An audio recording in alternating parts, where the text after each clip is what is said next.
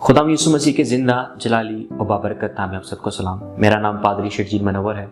मैं आपको OTS के चैनल पर खुश आमदीद कहता हूँ। हम अपनी पिछली वीडियोस में ईद फसा के ताल्लुक से सीख रहे थे और हमने मुख्तलिफ तरह से इसके ताल्लुक से सीखा है, और ख़ास तौर पे अभी हम जो बात करने को है वो ये है कि खुदाम यीशु मसीह ने जो ईद फसा पर होने वाली इस्तेमाल होने वाली चीज़ें हैं उनको क्या नए मानी बख्शे हैं। पिछली वीडियो में डॉक्टर साहब ने बड़ी खूबसूरती के साथ बयान किया है कि जो रोटी है उसके क्या मानी है।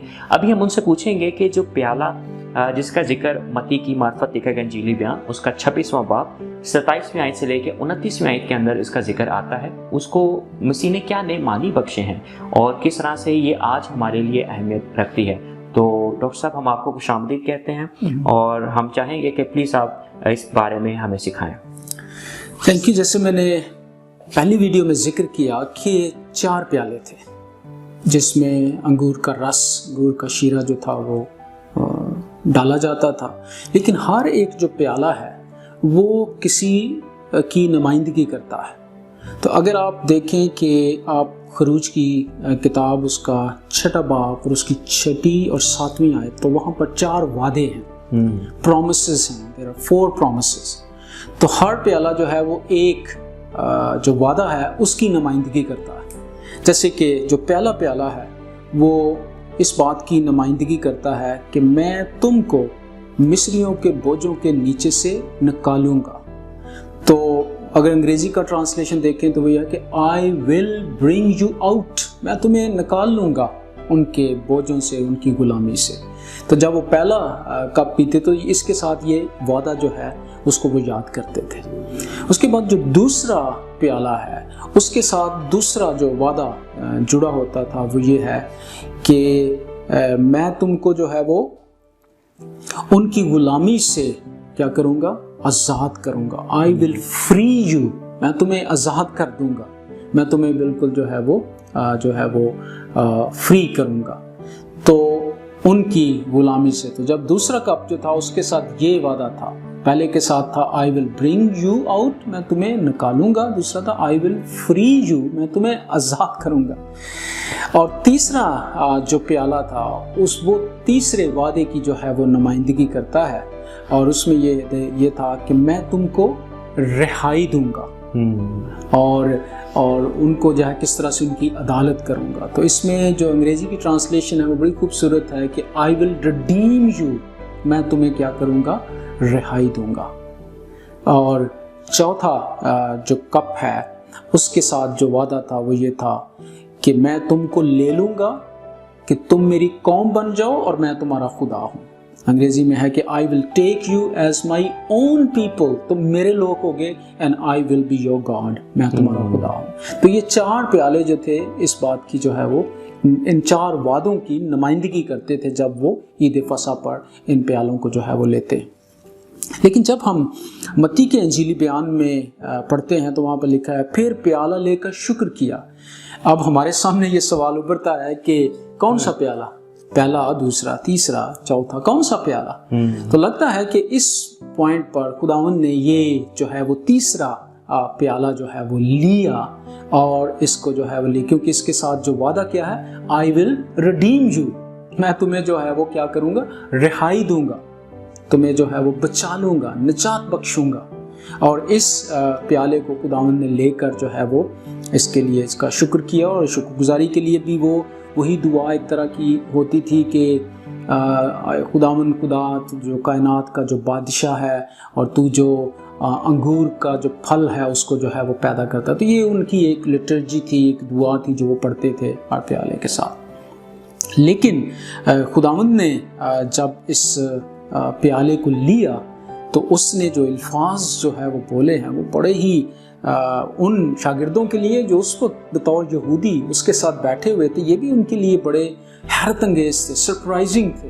वो एक तरह से शक की हालत में आ गए कि खुदावंद ने इसको क्या कहा, इस प्याले को, जब उसने कहा जो प्याला था कि आई विल रिडीम यू, मैं तुम्हें जो है वो रिहाई दूंगा।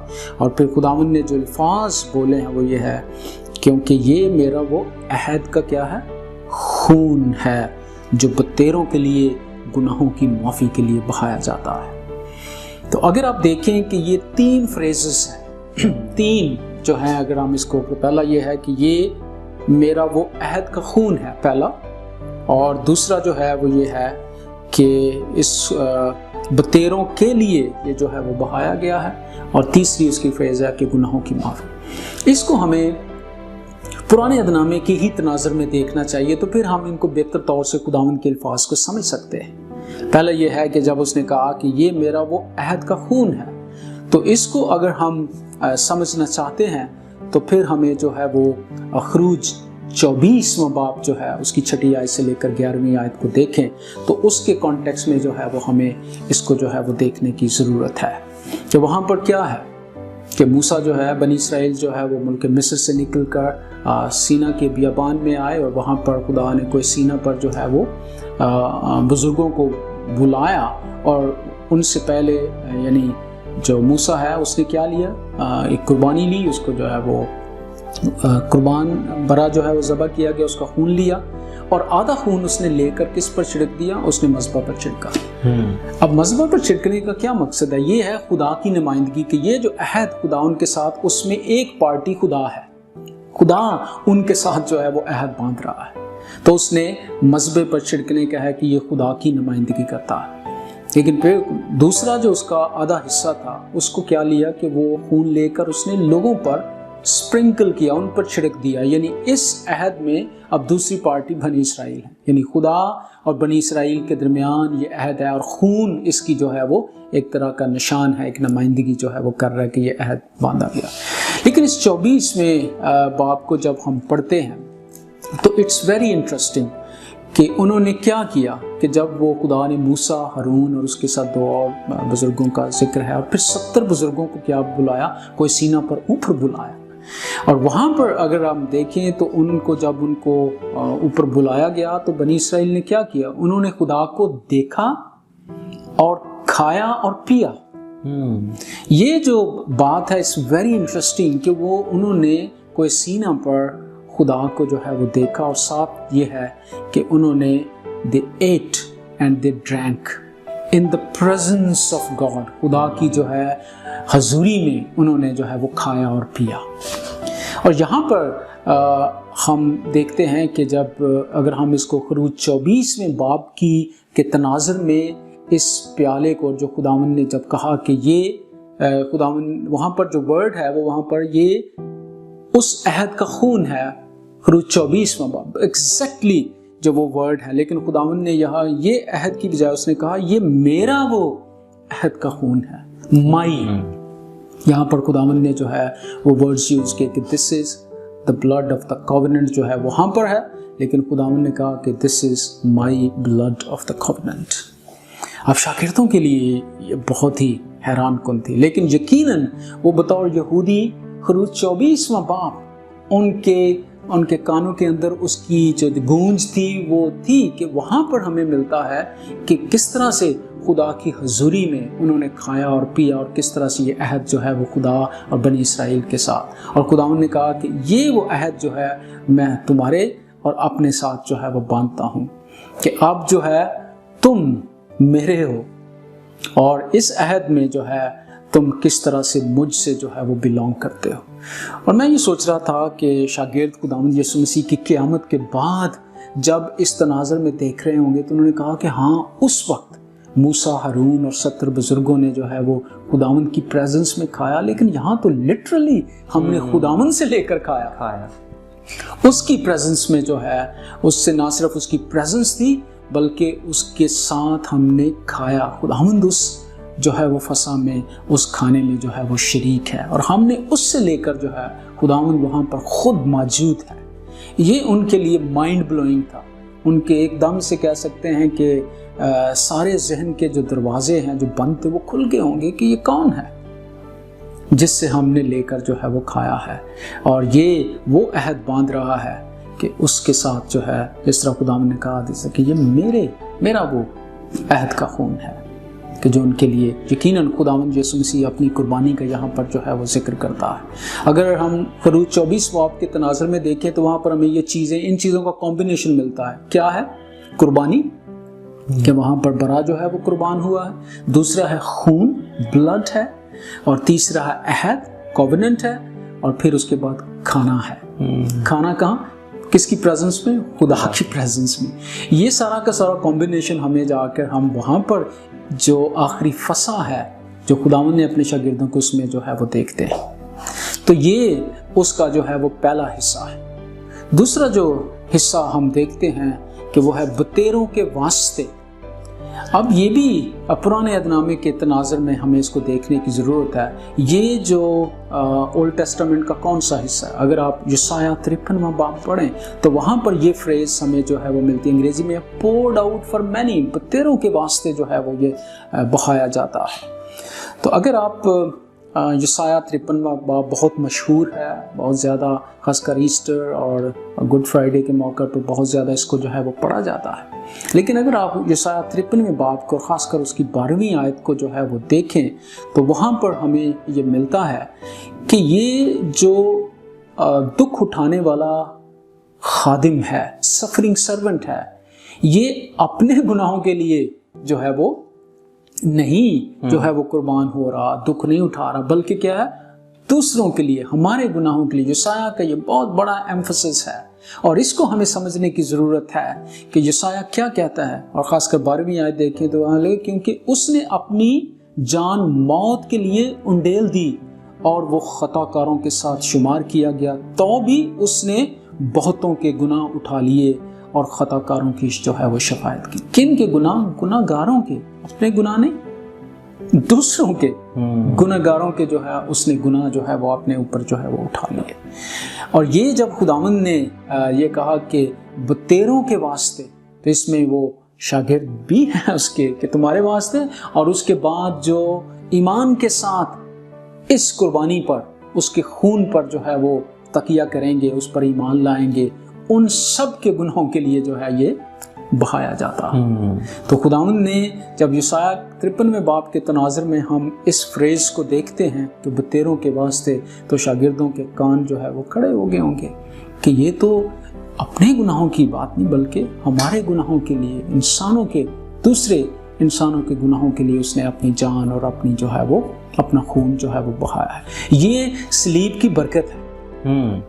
जो सलीब को समझना चाहते हैं कि उसका खून सलीब पर दूसरों के, इस इंसान को बचाने के लिए, और फिर हम सलीब के प्लान को, सलीब के मंसूबे को जो उसने उसको पूरे तौर पर समझने के काबिल होते हैं जब हम इसको पुराने अहदनामे के तनाज़ुर में, उसके पस मंज़र में इसको समझने की जो है वो कोशिश करते हैं। तो ये उसकी दूसरी फ्रेज़ और आखिरी फ्रेज़ जो उसमें है वो ये है कि गुनाहों की माफ़ी के लिए ये जो है वो बहाया गया है। ये वाली फ्रेज़ है हमें यर्मिया के सहीफ़े, यर्मिया नबी के सहीफ़े के 31वें बाब की और उसकी 31वीं आयत से 34वीं आयत को जो है वो पढ़ें तो वहाँ पर जो ख़ास उसका जो क्लाइमेक्स है यर्मिया का वो ये है कि मैं उनकी बदकिरदारी को बख्श दूंगा और उनके गुनाह को याद ना करूंगा। अब ये वाली बात यकीनन शागिर्दों के ज़हन में थी कि यर्मिया जो है वो 31वें बाब में खुदा का ये जो वादा है, खुदा का ये वादा किस तरह से जो है वो पूरा होता है कि मैं उनकी बदकिरदारी को बख्श दूंगा। कैसे? यहाँ पर खुदावंद यीशु मसीह ने जब ये फ्रेज़ जो है वो इस्तेमाल की है कि गुनाहों की माफ़ी के लिए जो है ये खून बहाया जाता है, और इसमें जो बड़ी खूबसूरत बात है कि मैं उनकी बदकिरदारी को बख्श दूंगा और उनके गुनाह को याद ना करूंगा। पूरे तौर पर जो है वो माफ़ी की जो है वो यहाँ पर हमें उसकी एक तरह की अश्योरेंस मिलती है कि शागिर्दों के लिए कितनी, उसके बाद जब मसीह की क़यामत के बाद वो सारे प्लान को अंडरस्टैंड करे, समझ गए, तो फिर उनको पता चला कि ये जो बरा है, हकीकी बरा जो है, किस तरह से उसका जो है वो खून जो है वो हमारे गुनाहों के लिए जो है वो बहाया जाता है। और ये हतमी उसकी जो कुर्बानियाँ वो पुराने ज़माने में करते आ रहे थे, खून हर साल बरा जो है कौम की कुर्बानी के लिए और उनके गुनाहों के लिए वो जानवरों की कुर्बानियाँ करते, लेकिन ये हकीकी बरा है जिसने अपना खून जो है, जो पाक है, जो पूरे तौर पर कामिल है, और एक ही दफ़ा वो अपना खून लेकर जो है वो पाक तरीन मकान में दाखिल हो गया, जो इब्रानियों का मुसन्नफ़ हमारी मदद करता है। اس قربانی کو سمجھنے کے لیے. اور ہمارے لیے کتنی مبارک حالی ہے کہ جب ہم اس تناظر میں جا کر اس عید فصح کو سمجھتے ہیں تو پھر ہمیں خداوند کی ان الفاظ کی ریل سمجھ آتی ہے کہ اس نے کس طرح سے جو ہے وہ اپنے خون کو جو ہے وہ پیش کیا کہ وہ ہمارے گناہوں کا جو ہے وہ کفارہ ہو. تو یہ تیسرے کپ پر جس کے ساتھ جو جڑا ہوا تھا وعدہ کہ I will redeem you، تو میں بچا لوں گا. تو کس طرح سے بچایا جائے گا انسان؟ اس کے خون کے وسیلے سے. تو یہی جو ہے خداوند نے اس کپ پر، تیسرے کپ پر جو ہے یہ باتیں جو ہے وہ ان کے لیے استعمال کی. اور خداوند نے یہ کہا کہ اس سے پہلے کہ اگلے دن کا سورج غروب ہو، یعنی گڈ فرائیڈے جس کو ہم کہتے ہیں، اس سے پہلے یہ برا جو ہے وہ اپنا خون جو ہے وہ اس بطیروں کے لیے، انسانوں کے لیے، اور پھر ان کے گناہوں کی معافی کے لیے. کس طرح سے ہم معافی حاصل کرتے ہیں؟ مسیح کے خون کے وسیلے سے. کتنی بڑی مبارک حالی ہے.